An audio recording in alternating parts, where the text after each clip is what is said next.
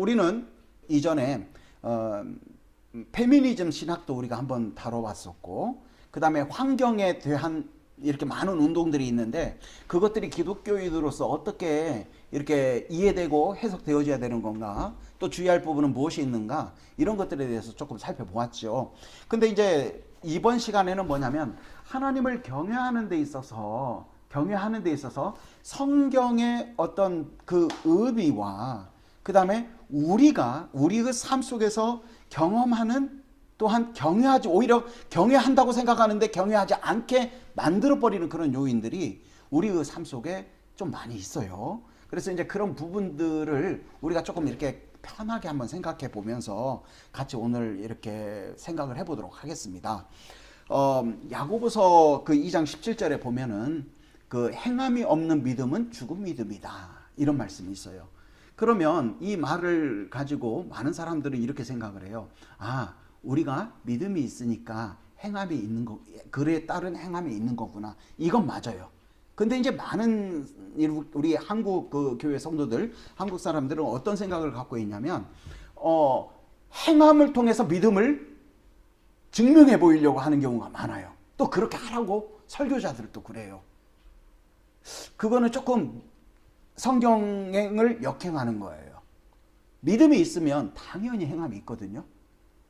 믿음이 있으면 당연히 행함이 있어요. 믿음이라는 게 뭐예요? 창조주 하나님에 대한 인지, 죄인된 나에 대한 인지, 그 안에서 예수 그리스도를 통한 구원, 이것이 있어서 하나님을 경외하는 자로 살아가면 그것이 곧 믿음 아니겠어요? 믿음의 생활 아니겠어요? 그러면 그런 사람들은 분명코 많든 적든 헌신의 삶을 살게 되는 거예요. 그렇다고 본다면 그 사람들은 존재적인 변화를 했기 때문에 그 사람들에게 있어서 믿음이 있으면 당연히 믿음에 따르는 그 행함이 나타나게 되어 있어요. 그게 선한 일이든 교회 봉사든 주일날 예배 참여하는 거거든, 하나님께 헌금하는 거거든, 어떤 선교주에 돈을 보낸다거든, 아니면 내가 정말 날마다 주님 앞에 기도하는 거거든, 아니면 성경 말씀을 찾아 읽는 거든, 그 모든 것들이 다 뭐냐면 내가 하나님 앞에 정말 나 같은 죄인을 구원해 주신 하나님에 대한 사랑, 은혜, 이것들을 딱 생각해 보면 당연히 그런 것들이 자연스럽게 형성이 될 수밖에 없는 거죠.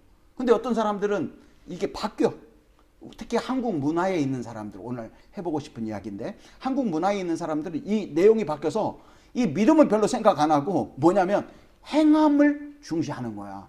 교회 봉사라든가 어떤 신앙적인 행위라든가, 그 다음에 기도라든가, 내가 40일 작정 기도했고, 그 다음에 몇 번을 했고, 그 다음에 내가 며칠 금식을 했고, 내가 무슨 문제가 있어서 작정 기도를 했고, 내가 작정 헌금을 했는데 뭐가 어떻게 됐고, 막 이런 일들을 이야기를 많이 해요. 과연 그것들이 나쁜 거는 아니죠. 그렇지만 그 순서가 바뀌면 안 된다는 거죠.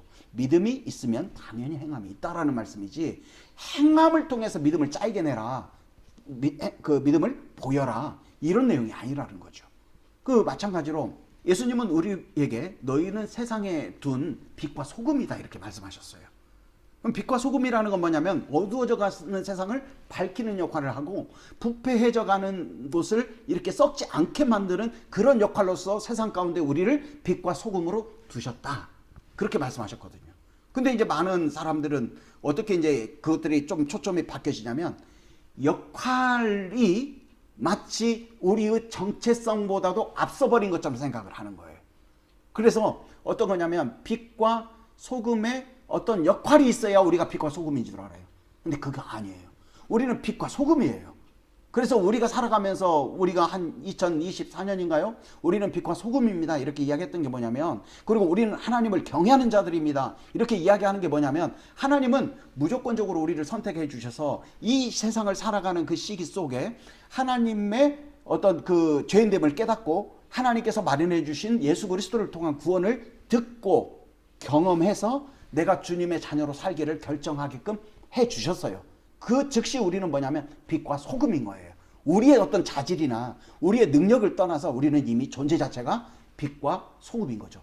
그러면 우리는 살아가면서 나를 이 세상 가운데 빛과 소금으로 두신 하나님의 특별한 뜻, 내용이 어떤 것이 있을까, 이런 것들을 눈여겨보는 게 더 중요한 거죠. 이게 성경적인 맥락이죠. 근데 어떤 게 하냐면 우리가 어떤 빛과 소금의 역할을 해야 빛과 소금인 줄 아는 그런 약간 역행적 요소가 우리의 신앙 안에 있었다라는 거예요.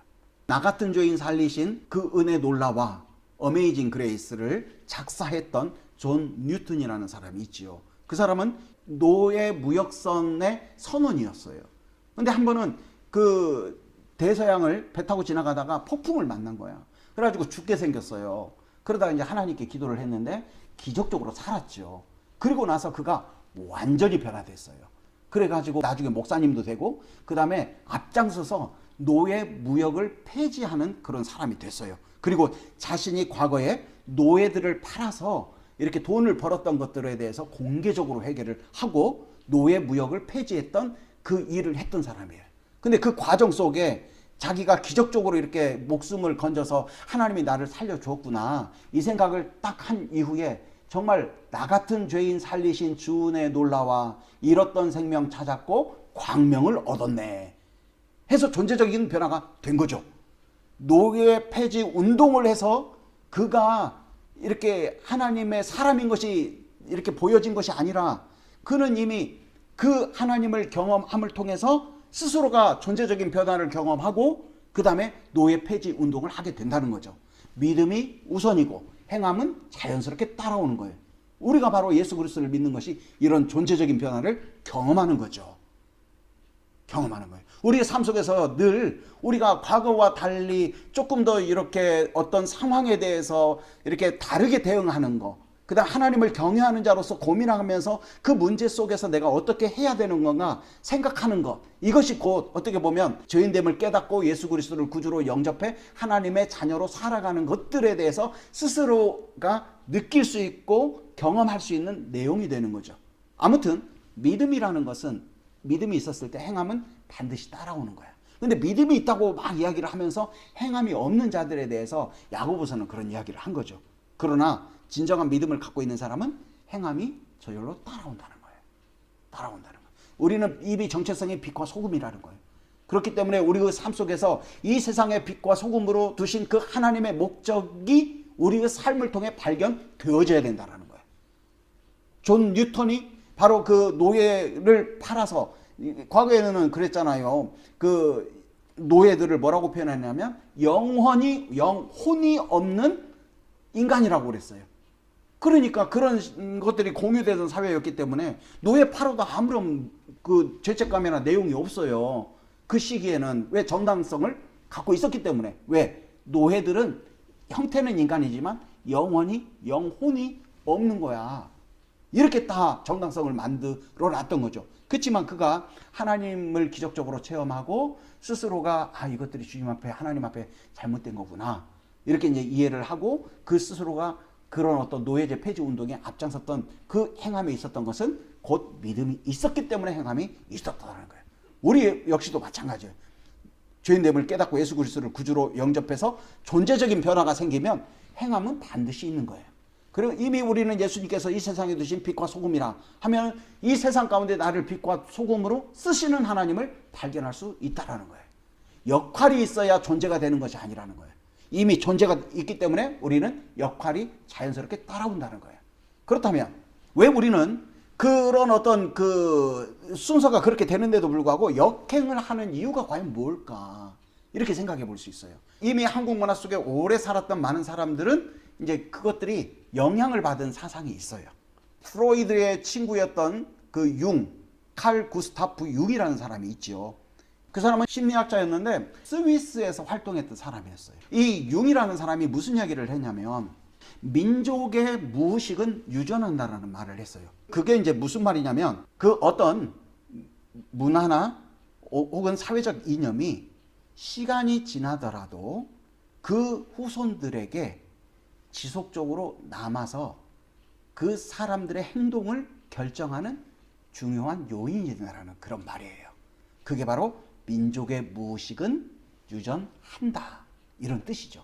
그렇기 때문에 저나 혹은 여기 앉아있는 이중 문화를 경험하고 있는 성도도 모두가 다 이런 어떤 요인들이 우리에게 자리하고 있어요. 왜냐하면 그 이미 그 사회적 이념으로 자리 잡았던 그런 어떤 문화가 있었기 때문에 그 문화 속에서 결정하고 그 문화 속에서 행동하고 그 문화 속에서 가치를 두고 판단을 하는 그런 구조가 보이지 않게 작용하기 때문에 있다는 말이에요.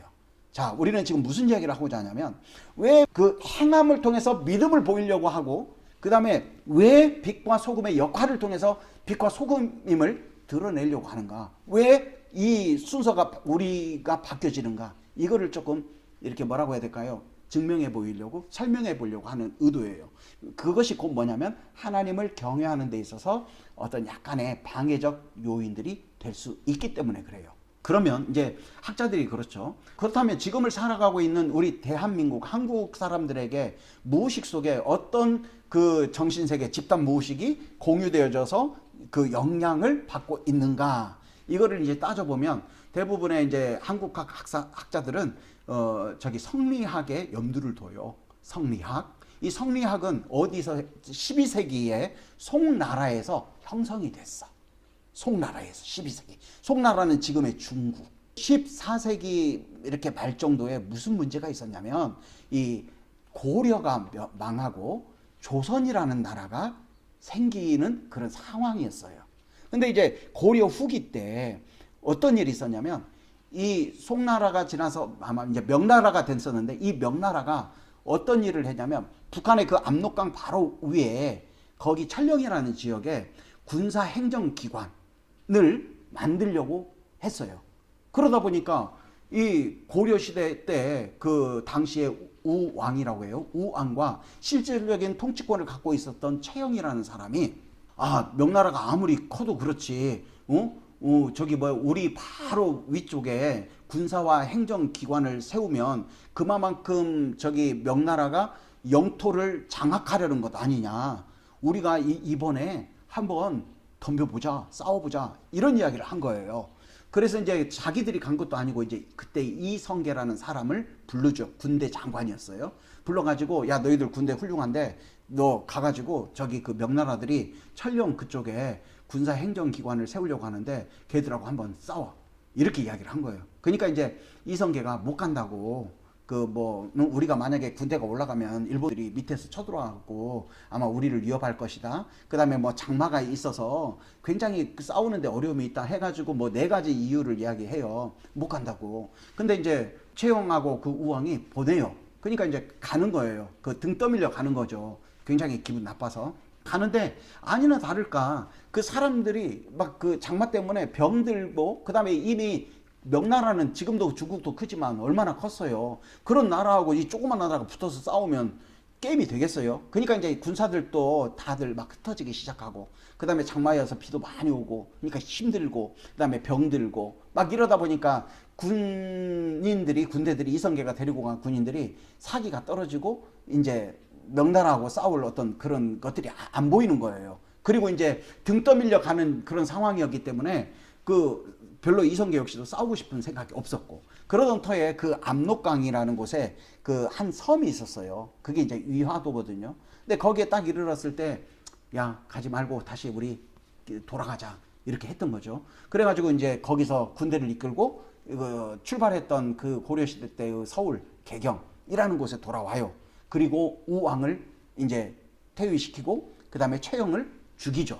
그리고 이제 실질적으로 왕은 이렇게 세워지지만 그 통치는 이성계를 비롯한 기득권들이 딱 자리를 잡아요. 근데 이제 여기서 문제는 뭐냐면 이성계라는 사람이 통치권을 이렇게 딱 지휘했지만 이미 자기는 왕의 명령을 거절한 군대 장관이잖아요. 그러면 그 언젠가는 자기가 그 왕의 명령을 거절한 자로서 처벌받을 그런 어떤 우려를 갖고 사는 거죠. 그렇게 있던 터에 그 시기쯤에 유명했던 조금 인기가 좋아지는 그런 학문이 있었어요. 그 학문이 바로 뭐냐면 12세기 유학의 내용을 이렇게 정리한 학문 해서 그게 성리학이었어. 근데 그 성리학이 그 지도층들 사이 속에 조금 인기가 좋아지던 그 시기였는데 그 성리학에 어떤 내용이 있냐면 역성혁명론이라는 게 있는 거야. 근데 이건 몰라도 돼요. 근데 그게 무슨 의미냐면 하늘이 왕조를 이렇게 부적절한 왕조를 멸망시키고 그 다음에 덕 있는 새로운 자를 세워 새로운 왕조를 만든다라는 그 내용이 딱 들어있는 거야. 그게 바로 역성혁명론이야. 그러니까 그 고려시대 때는 뭐냐면 불교가 사회적 이념이었는데 이성계가 보았을 때 자기는 왕의 명령을 거절한 자로서 그 언젠가는 누군가로부터 처단을 받고 그 죄값을 받아야 되는 그런 입장인데 성리학의 내용을 봤더니 자기 행동이 정당화될 수 있는 거야. 왜 그러냐면 부조리한 왕조를 하늘이 멸하고 새로운 덕 있는 자를 세워서 새로운 왕조를 만드는 그런 어떤 내용이 성리학 속에 들어있는 거예요. 그러니까 이 사람이 그 지도층들이 인기가 좋아지고 있던 그 상황 속에 성리학을 사회적 이념으로 받아들여요.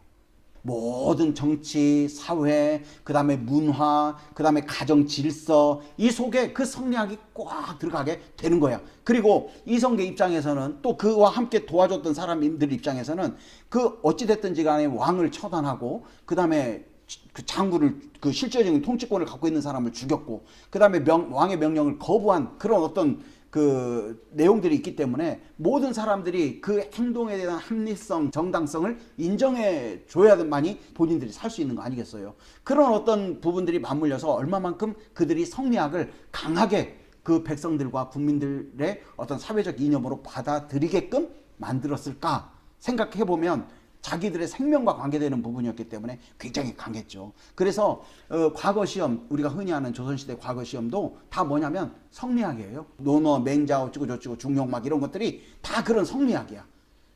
그런 내용들이에요. 그래서 사회적 이념 속으로 다 그게 이제 500년 동안 자리를 한 거죠. 근데 그것 중에 중심된 내용이 뭐냐면 그 핵심 사상 중에 하나가 천인합일론이야. 모든 것들을 뭐냐면 하늘과 인간이라는 것들이 조화를 이룰 때 그것이 무궁한 번영을 준다라는 거예요. 천인합일론. 그래서 이 성리학의 핵심 사상 중에 하나가 천인합일론인데 이 천인합일론은 그 바탕 속에 어떤 내용이 있냐면 하늘과 인간이라는 이분법적 구조가 다 나눠지는 거야. 이분법적 구조가. 그래서 이분법적 구조가 다 나눠지는데 하늘은 뭐냐면 하늘의 뜻을 실천하는 자. 그리고 인간은 뭐냐면 하늘이 하늘의 뜻을 실천하는 것을 알고 그것에 맞춰 보응하고 보답하는 삶을 살아가는 거야. 하늘과 인간. 그랬을 때 뭐냐면 조화로운 세상이 되어서 무궁한 번영이 이루어진다라는 것이 집단 무의식으로 그 시기부터 자리하게 된 거예요. 자, 이게 바로 이제 이분법적 구조인데 보십시다. 그러면 어떻게 구조가 나눠지냐면 임금과 신하가 있어. 임금은 누구야? 하늘의 뜻을 실천하는 자들이야. 그 이화도 해군을 해서 넘어왔어. 그 왕을 죽였어. 근데 이 사람은 누구야? 이성계가 나중에 왕이 되거든요. 조선 초대왕. 이 사람은 누구야? 하늘의 뜻을 실천하는 자야. 그러면 신하가 있어. 그 이분법적 구조로 신하가 있어. 신하는 뭐냐면 왕이라는 사람이 하늘의 뜻을 실천하는 자로 알고 그 왕에게 충성을 다할 때에 조화를 이루어 무궁한 번영이 이루어진다는 걸 아는 거야. 이게 우리의 집단 무의식인 거야. 자, 임금과 신하. 또 뭐가 있어요? 선생님과 제자. 선생님은 누구야? 하늘의 뜻을 알아서 실천하는 자. 제자는 뭐예요? 선생이 하늘의 뜻을 알고 실천하는 자라는 것을 알고서 그 열심으로 배우고 열심히 따라가는 거.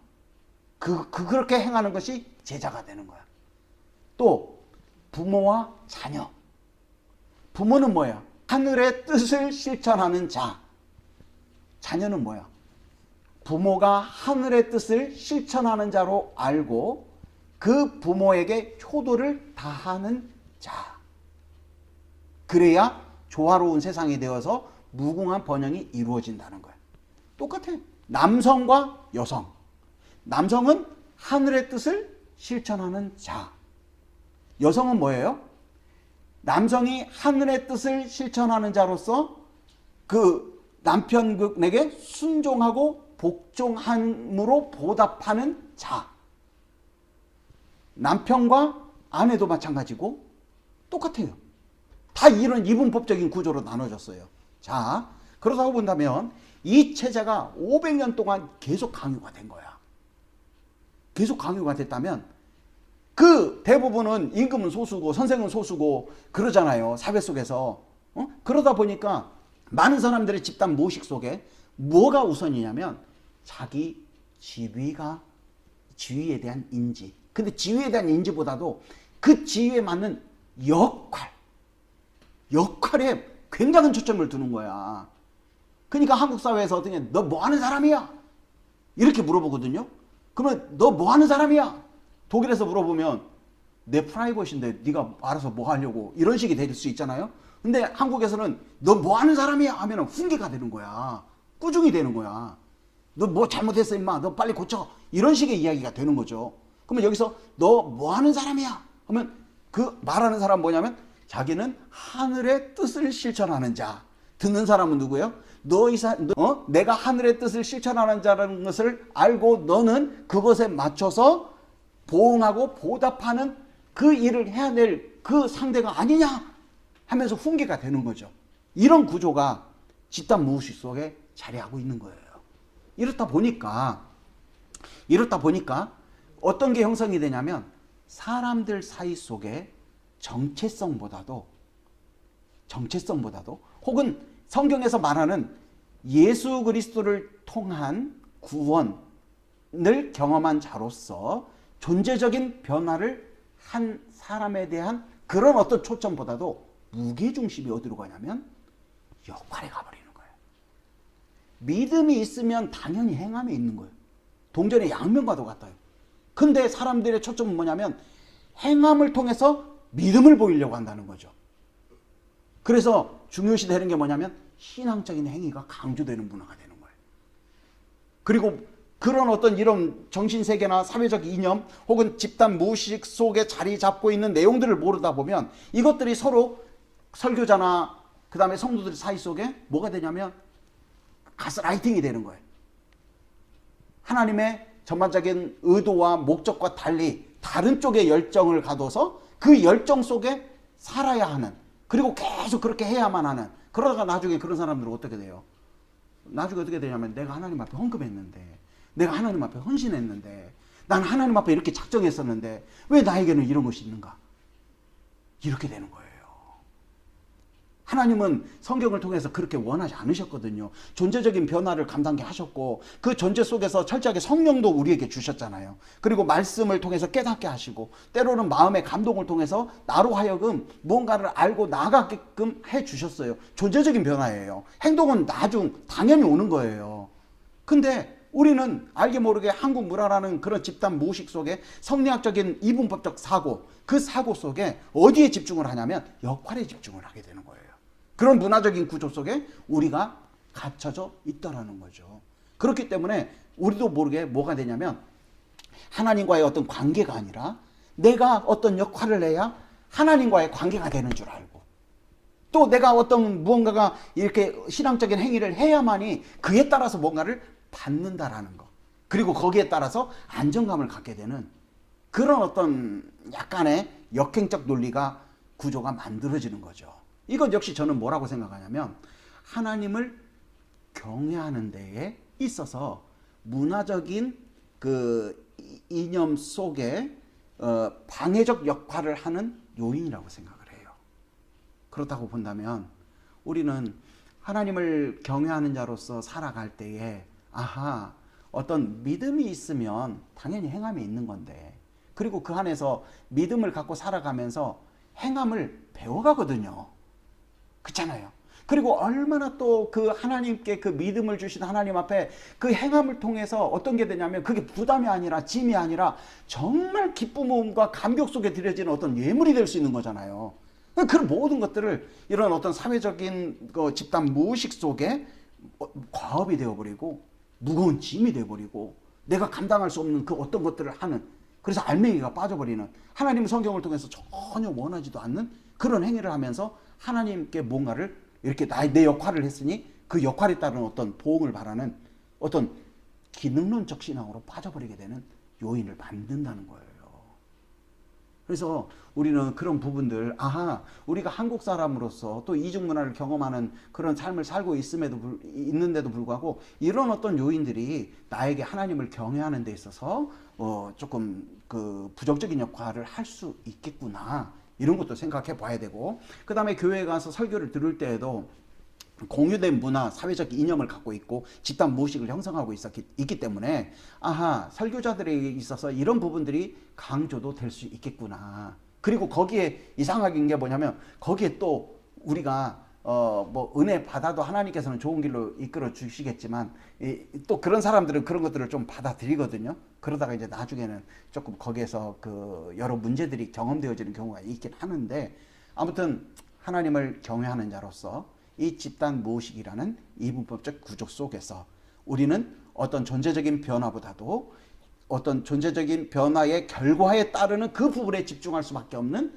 그래서 하나님이 성경을 통해서 원하시지 않는 다른 어떤 내용들을 신앙적인 행위로 채워갈 우려가 있다라는 것을 스스로가 좀 자각하면서 이해하면서 이렇게 사셨으면 좋겠다, 이런 생각이 듭니다.